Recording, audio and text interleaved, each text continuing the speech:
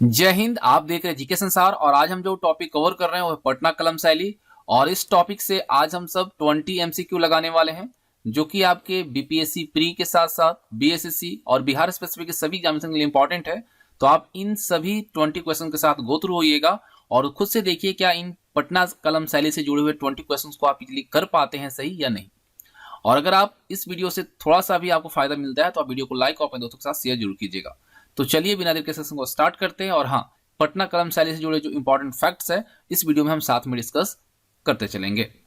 तो question number first देखते हैं। क्वेश्चन नंबर 1 कहता है कि मुगल काल के पतन के बाद बिहार में किस चित्रकला शैली का विकास हुआ था। ऑप्शन ए बिहार कलम, ऑप्शन बी पटना कलम, ऑप्शन सी मधुबनी कलम और ऑप्शन डी पाल कलम। मुगल काल के पतन के बाद बिहार में जिस चित्रकला शैली का विकास हुआ था वह है आपका कौन सा, पटना कलम।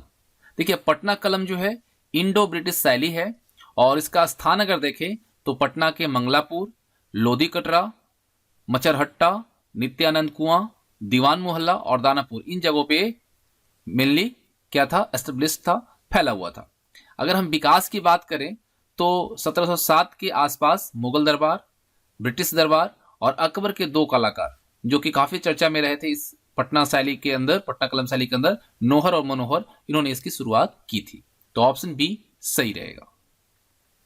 चलिए क्वेश्चन नंबर 2, पटना कलम के चित्र, जो पटना कलम है इसके चित्र जो होते थे वह किस पर बने होते थे। ऑप्शन ए हाथी दांत, ऑप्शन बी अबरक, ऑप्शन सी कपड़े और ऑप्शन डी ए और बी दोनों, यानी कि हाथी दांत और अबरक दोनों। तो इस प्रश्न का सही उत्तर क्या रहेगा, तो रहेगा ऑप्शन डी ए और बी दोनों, यानी हाथी दांत और अबरक। ठीक है, पटना कलम के चित्र जो होते थे वह हाथी दांत और अबरक पर बने होते थे। तो ऑप्शन डी सही है। क्वेश्चन नंबर 3, पटना कलम की शैली पर निम्न में से किसका गहरा प्रभाव पड़ा था। पटना कलम के शैली पर निम्न में से किसका गहरा प्रभाव पड़ा था। ऑप्शन ए मुगल कला, ऑप्शन बी राजपूत कला, ऑप्शन सी कंपनी कला और ऑप्शन डी मुगल कला और कंपनी कला दोनों। तो इस प्रश्न का सही उत्तर जो रहेगा वो आपका रहेगा ऑप्शन डी, यानी कि मुगल कला और कंपनी कला दोनों का प्रभाव पड़ा था। अगर हम पटना कलम शैली के कलाकार की बात करें तो इसमें चर्चित कलाकार सेवक राम और हुलासलाल। आरंभिक चित्रकार जो थे वो थे जयराम दास, शिवदयाल लाल, श्याम लाल और राधे मोहन प्रसाद। अगर इसका हम कालखंड देखें तो 18वीं सदी के मध्य से 20वीं सदी के पूर्वाहन तक बिहार के पटना के साथ साथ पूर्णिया आदि शहरों से आकर बसे कलाकारों ने नई शैली विकसित की और इसमें चित्रकारी की पटना कलम शैली भी काफी क्या थी, प्रचलित थी। और आपको मैं बता दूं ये शैली जो विकसित हुई ये काफी चर्चा में उस वक्त हुआ करती थी। अब इसके आगे हम क्वेश्चन नंबर 4 करते हैं। इसमें पूछता है कि पटना कलम के चित्र किन चित्रों की श्रेणी में आते हैं।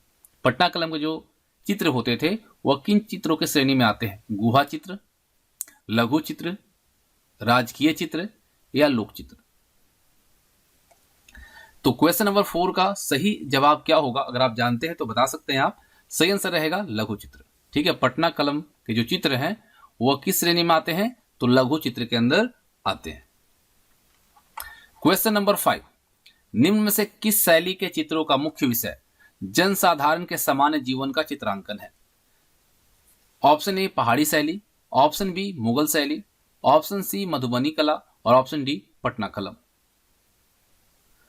तो देखिए जब हम पटना कलम डिस्कस कर रहे हैं तो यहाँ पे ऑब्वियस है कि सही आंसर जो होगा वो होगा ऑप्शन डी पटना कलम। ठीक है, पटना कलम शैली जो है मुख्यतः मुगलों द्वारा विकसित परंपरा और साथ ही साथ यूरोपीय चित्रकला और स्थानीय चित्रकला परंपराओं का क्या है, मिक्सर है, मिश्रण है। ऑप्शन डी सही रहेगा। क्वेश्चन नंबर 6, रागनी गंधारी चित्र किस चित्रकला शैली का उदाहरण है। ऑप्शन ए पटना कलम, ऑप्शन बी पाल चित्रकला, ऑप्शन सी मधुबनी कला और ऑप्शन डी वैशाली कला। अगर आप सब इस वीडियो को एटलीस्ट 100 लाइक करते हैं तो आपको अगला जो वीडियो होगा वो मधुबनी कला से जुड़े हुए क्वेश्चन पे होगा जो कि आपके बिहार स्पेसिफिक एग्जाम में काफी हेल्प करेगी। तो यहाँ पे सही आंसर जो रहेगा वो रहेगा आपका ऑप्शन ए पटना कलम। ठीक है, रागनी गंधारी चित्र किस चित्रकला शैली का उदाहरण है, पटना कलम।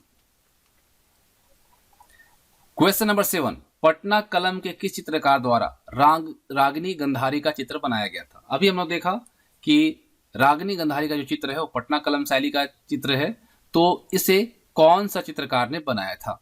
Option A Mahadevlal, option B Ramlal, option C Sohanlal और ऑप्शन डी जनकलाल। तो इस प्रश्न का सही आंसर होगा महादेवलाल। ठीक है, पटना कलम का जो चित्रकार महादेवलाल थे, इन्होंने रागिनी गंधारी का चित्र बनाया था। तो ऑप्शन ए सही रहेगा।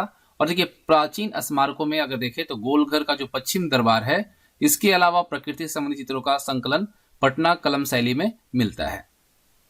ठीक है, प्रश्न संख्या 8, निम्न में से किस चित्रकार द्वारा मुस्लिम निकाह का चित्रांकन किया गया था? एक ऐसा चित्रांकन किया गया जिसमें मुस्लिम विवाह को दर्शाया गया, यह किसके द्वारा चित्रांकन किया गया था? सेवकराम, जनकराम, शिवलाल और माधोलाल। तो इस प्रश्न का सही उत्तर रहेगा आपका ऑप्शन सी शिवलाल। ठीक है, मुस्लिम निकाह का चित्रांकन जो किया गया वह शिवलाल के द्वारा किया गया था। क्वेश्चन नंबर 9, निम्न में से किसने बेगमों की शराबखोरी का चित्र बनाया था? यमुना प्रसाद, लक्ष्मण प्रसाद, शिव प्रसाद या फिर भरत प्रसाद? बताइए सही उत्तर इस प्रश्न का। अगर आप जानते हैं तो जल्दी से बताइए। सही आंसर जो इस प्रश्न का रहेगा वो रहेगा यमुना प्रसाद।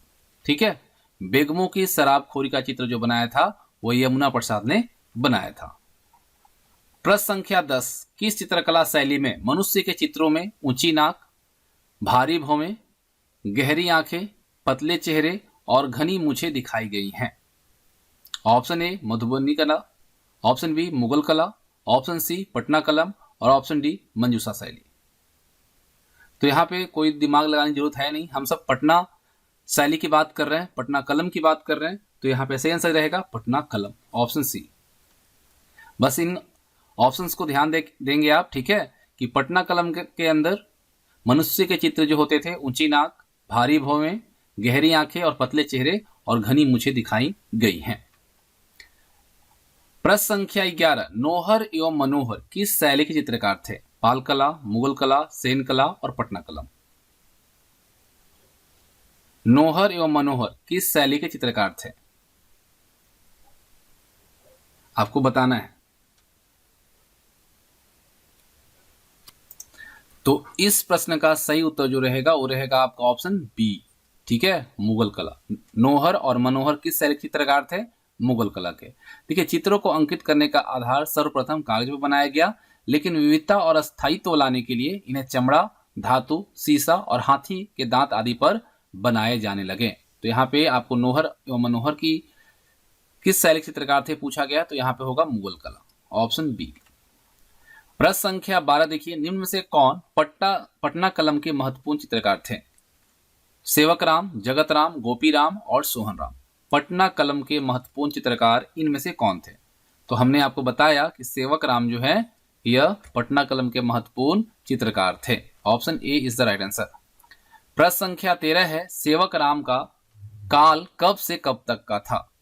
ऑप्शन ए 1760 से 1798, ऑप्शन बी 1765 से 1801, ऑप्शन सी 1768 से 1805 और ऑप्शन डी 1770 से 1830। सेवकराम का काल कब से कब का था? तो ये था 1770 से लेकर 1830 तक। तो ऑप्शन यहाँ पे डी जो है सही है। और पटना कलम शैली के चित्र जो थे मुख्यतः लघु चित्र पर आधारित थे, हमने आपको पहले ही बताया क्वेश्चन में, और अधिकांशतः जो थे कागज और कहीं कहीं हाथी के दांत पर उकेरे गए थे। तो ऑप्शन डी सही है। प्रश्न संख्या 14 देखिए, निम्न में से किस पटना कलम चित्रकार द्वारा होली दिवाली को चित्रित किया गया था? वह कौन सा पटना कलम शैली का चित्रकार था जिसने होली और दिवाली को चित्रित किया था? Option A Hulaslal, option B Shivlal, option C Jagatlal और ऑप्शन डी माधोलाल। तो ये किया गया था किसके द्वारा? हुलासलाल के द्वारा। ठीक है, होली और दिवाली को चित्रित किया गया था हुलासलाल के द्वारा, ऑप्शन ए सही है। प्रश्न संख्या 15 है, दक्षो बीबी, सोना बीबी और गुड़ सहाय लाल का संबंध जो है किस कला शैली से था? मुगल कला, ब्रिटिश कला, पटना कलम और मंजूषा कला।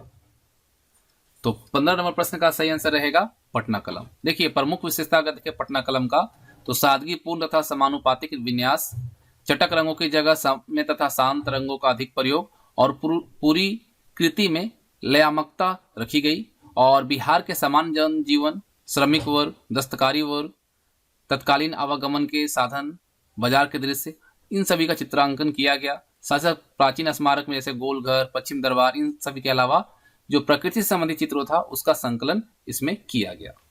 ठीक है। प्रश्न संख्या 16 है, पटना कलम शैली के अंतिम महत्वपूर्ण चित्रकार कौन थे?